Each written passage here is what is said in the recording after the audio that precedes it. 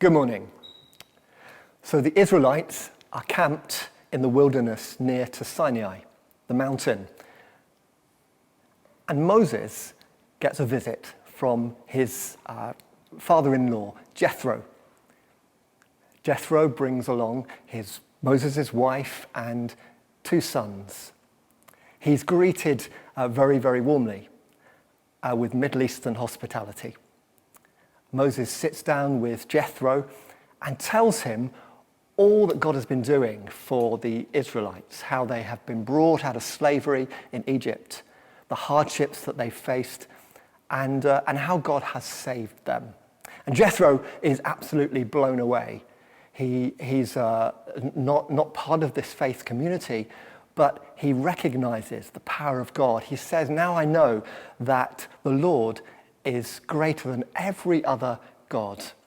And he's full of praise and rejoicing for all that God has done for Moses and his people. And they sit down and they have a meal. Aaron's there and all the elders of the community join in a celebration meal.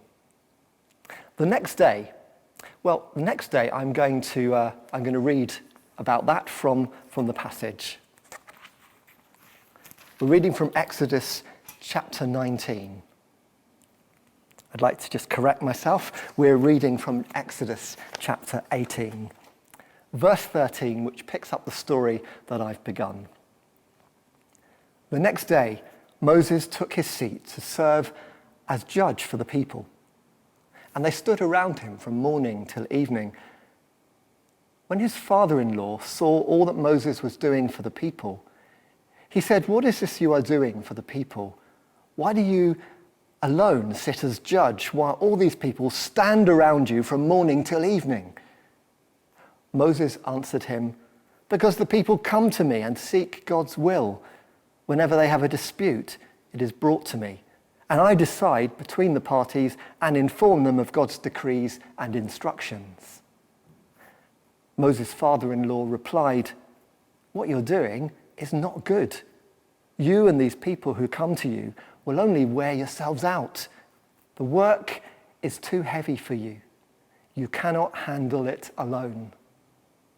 Listen now to me, and I'll give you some advice, and may God be with you. You must be the people's representative before God and bring their disputes to him. Teach them his decrees and instructions and show them the way they are to live and how they are to behave. But select capable men from all the people, men who fear God, trustworthy men who hate dishonest gain, and appoint them as officials over thousands, hundreds, fifties, and tens. Have them serve as judges for the people at all times, but have them bring every difficult case to you. The simple cases they can decide themselves. That will make your load lighter, because they will share it with you. If you do this, and God so commands, you will be able to stand the strain, and all these people will go home satisfied." Moses listened to his father-in-law and did everything he said. He chose capable men from all Israel and made them leaders of the people, officials over thousands, hundreds, fifties, and tens. They served as judges for the peoples at all times. The difficult cases they brought to Moses, but the simpler ones they decided themselves. Then Moses sent his father-in-law on his way, and Jethro returned to his own country.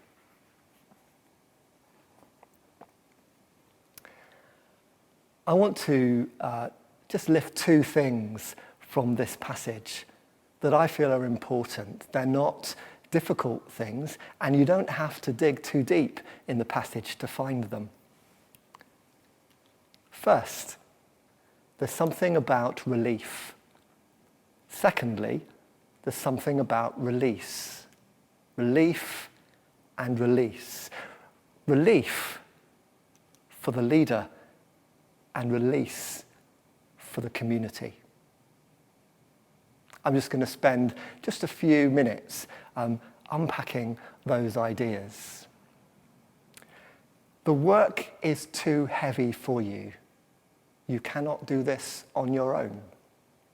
That's the advice of Jethro, father-in-law come management consultant to Moses, his son-in-law. The work is too heavy. You cannot do this on your own. Very practical, very important for Moses at this point in his leadership career. There was something about that in the story that Liz told, wasn't there?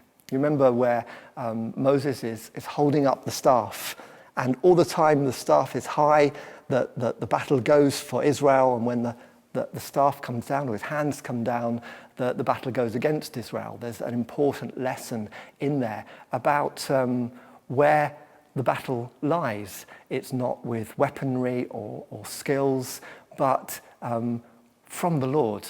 And so this was an important lesson. But there's something else about that story where when Moses begins to flag, a stone is brought, he sits upon it, and Aaron and Hur stand on either side of him and lift up his hands. Moses needs some help to fulfill the task that God has given him. And in a way, Jethro's advice here is extending that lesson a little bit further. The work is heavy. You need some help. I think there's something here about responsibility and how we carry it. We all have responsibility, and yet sometimes we can carry it in a way that wears us down.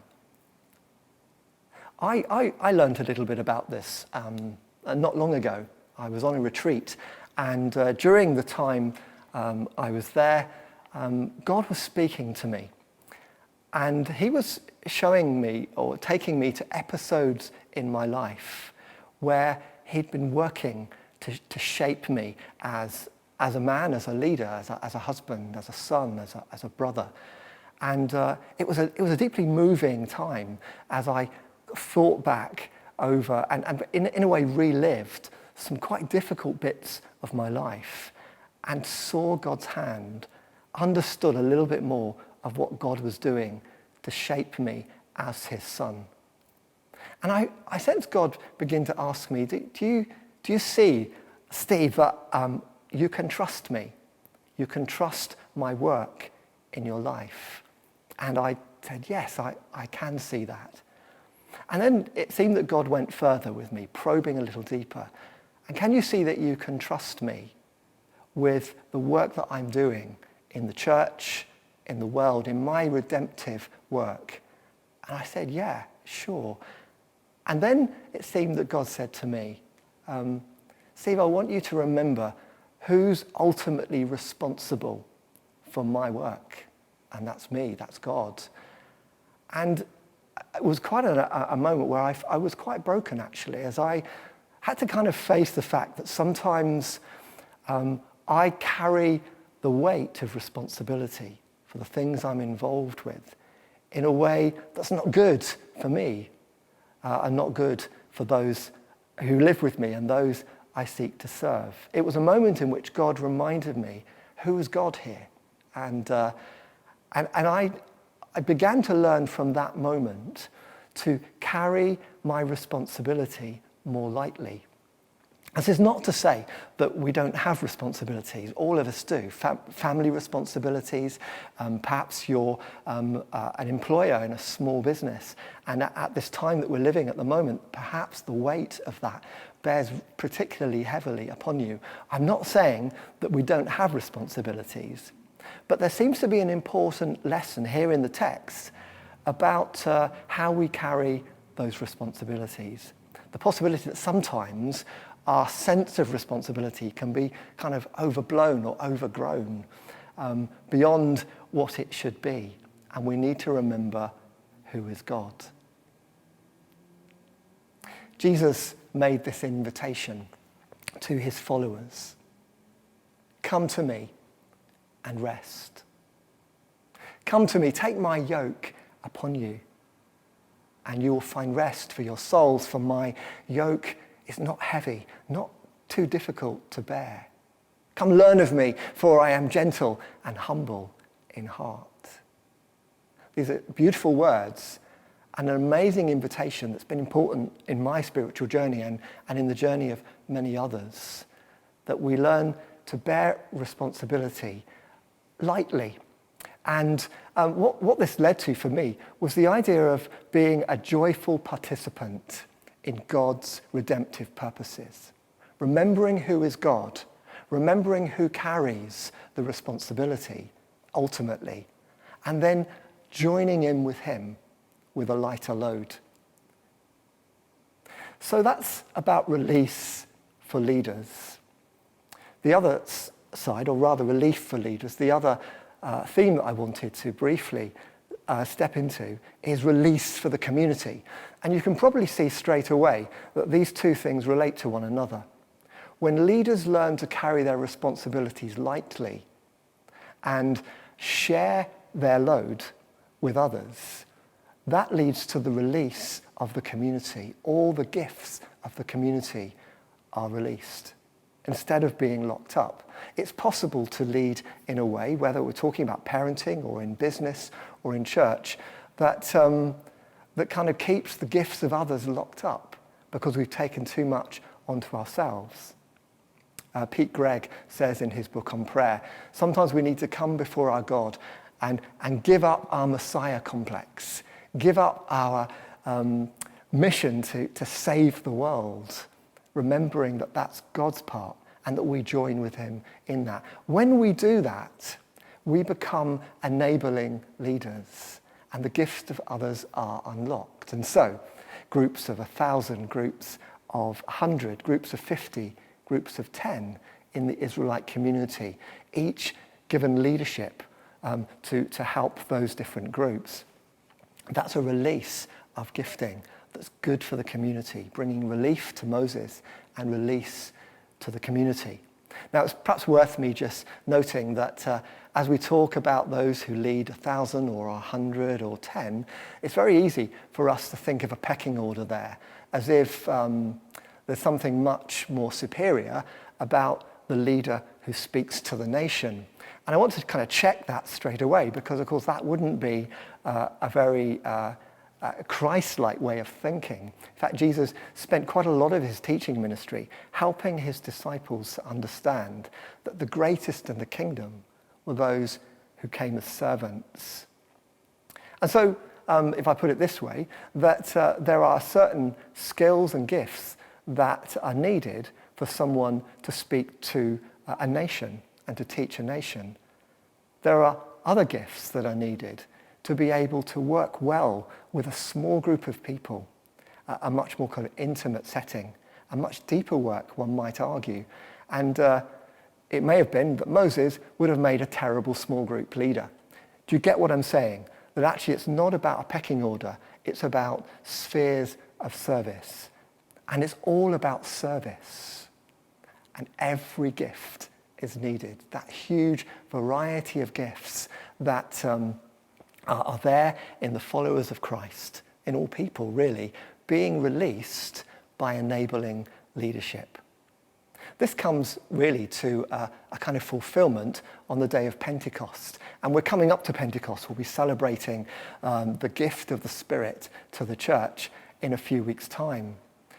One of the standout characteristics of Pentecost is that when the Spirit of God came upon God's people, then all kinds of gifts were released for the building up of the body. And as the Spirit orchestrates this, those gifts work together to see God's redemptive purposes come. So enabling leadership is one of those gifts. We have a set of values as a church community, and one of them is enabling leadership. We want all our leaders to be bringing others on, identifying gifts, and getting those gifts active in the life of our community. That brings relief to the leader and release to the community of God's people. Well, I think that's as much as I want to do with these themes. I really wanted to open the two themes up, but then you can see that they're twin themes.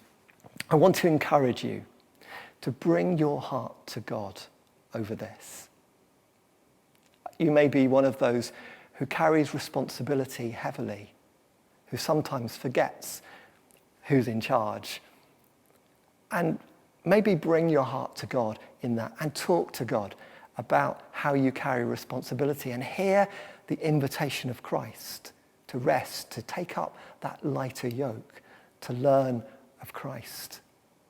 And let God lead you into enabling leadership in family, in industry, in church, community, whatever sphere, to enable others as God enables you.